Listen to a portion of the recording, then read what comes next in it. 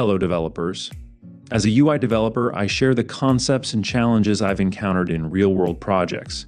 This channel always brings you the best UI tips and tricks to make your designs look professional and modern. And if you're loving my videos, hit the like button and subscribe.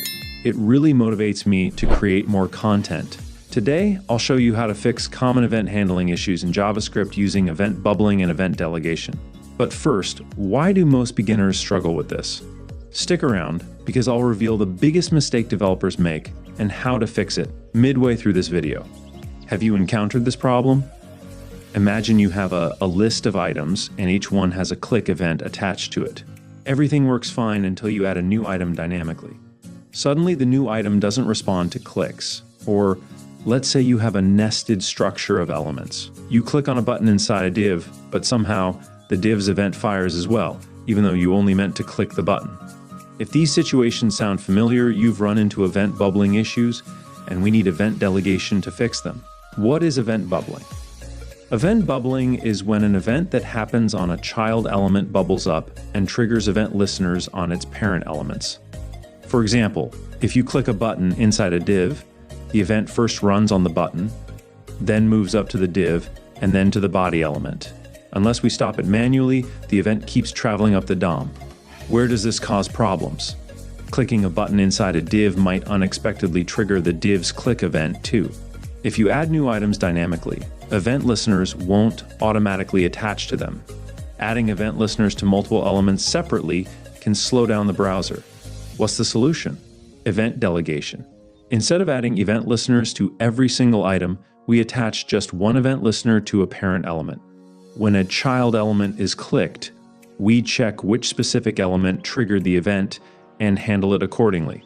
This makes our code more efficient and ensures it works even when elements are added dynamically.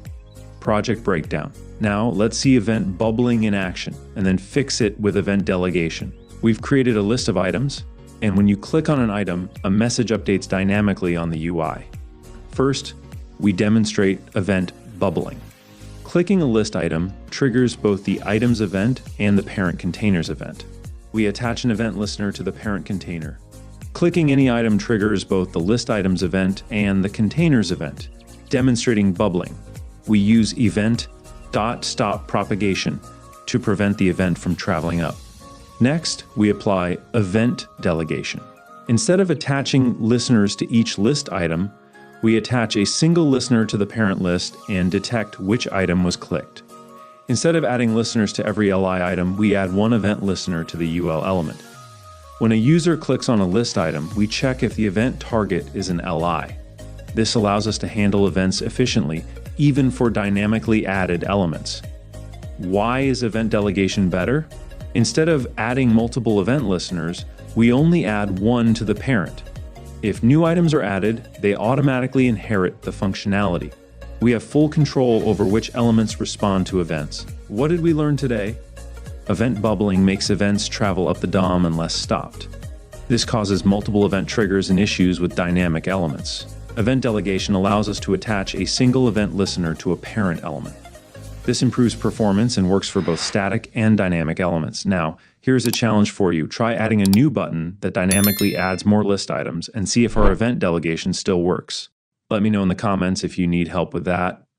If you enjoyed this tutorial, hit the like button and subscribe for more JavaScript tricks. See you in the next video.